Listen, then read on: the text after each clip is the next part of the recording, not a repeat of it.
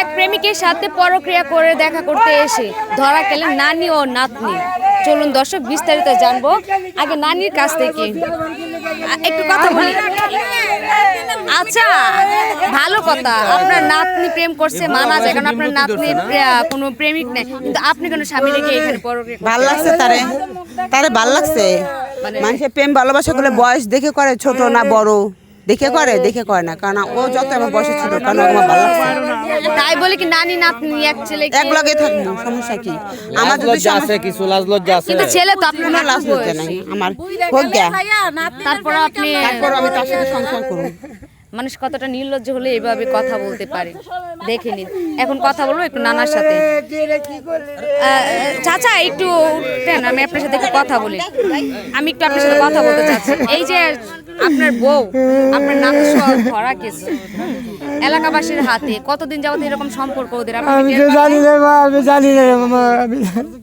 এই যে এটা কামটা করলো, আমার নাতিটাও লয়ে গেল গা, আমার বলে আছে পরিবারেও লয়ে গেল গা, আমার কি করলো হয় রে, পরে গেলে। কি বলেন, এত বড় একটা ঘটনা আপনি আজকে ধরা খাওয়ার পর ঢাকা ছিলাম, আর আমি ঢাকা ছিলাম, করতে পারি না। এটা কি করছে না, আমি কিচ্ছু করতে পারি না, আমি ঢাকা ছিলাম। আরে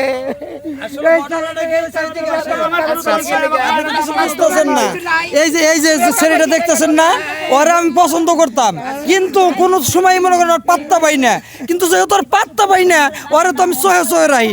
এখন এই যে কিসের ভিতরে কি পান্তা পাত্রে কি, ওর না করতো অন্যটা আমার পছন্দ হইব কই থেকে। আমার বেহা দেখা যায়, তেরা দেখা যায়, পরে তো মনে করেন হাতে নাতে মনে করেন ধরতে, এটা ধরবার যায় মনে করেন ওইটা হইতে ধরে হালাইছি। হ্যাঁ, হাতে নাতে মনে করেন নানি নাতে একসাথে কর দিয়ে হালাইছি, বুঝছেন? ঘটনাটা মনে করেন আমি নিজে লোকজন ডাইকে আনছি।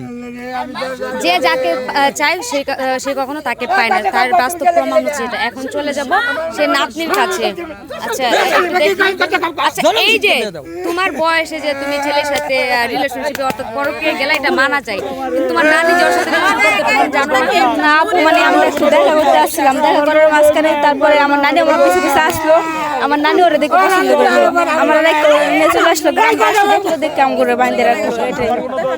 আচ্ছা, এখন কি বিয়ে করবেন? আমি তো ওরা পছন্দ করি, ও আমার পছন্দ করে, আমরা দুজনে বিয়ে করবো, কিন্তু মাঝখানে নানি এসে ঢুকে গেল।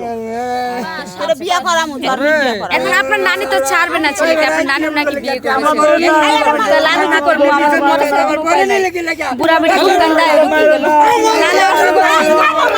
নানি নাতি কেউ তো কম না, দুজনে বিয়ে করবে সেই পাত্রকে। এখন চলে যাব সেই পরক্রিয়া প্রেমিকের কাছে। আচ্ছা একটু, এই যে তুমি কি দুজনকে বিয়ে করবে? না, আমি একে ভালোবাসি, আমি আরে তো ভালোবাসি না। তাহলে কিভাবে ঘটনা ঘটলো? ওকে যদি ভালো না বাসে তিনজনে একসাথে কিভাবে? আমি তো আরে ভালোবাসি না, আমারে ভালোবাসি, কিন্তু আমি তো আরে ভালোবাসি, আমি তার নাতিনকে ভালোবাসি। আচ্ছা, ও আপনাকে ভালোবাসে না? ভালো না বাসলে আমি জোর করে ভালোবাসবো, জোর করে সংসার করবো। আমি তো আরো বিয়ে করতে পারবো না, আমি বিয়ে করলে না নাতিনের বিয়ে করবো। তাহলে আমার নানার কি হবো? আমার ছেলে তো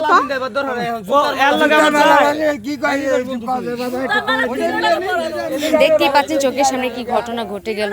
আসলে এটা বাস্তব ঘটনা, হয় না এমন কোনো কথা না। মানুষের রুচি চাহিদা থাকতেই পারে, কিন্তু এই বুড়া বয়সে বিমূর্তি যেটাকে বলে ধরা হয় ওই রকম ওর সাথে তো যায় না। নাতনির সাথে হয়তো বয়সের দিক দিয়ে যায়, যেভাবে হোক মানানসই হয়, বিয়ে দেওয়া যায়।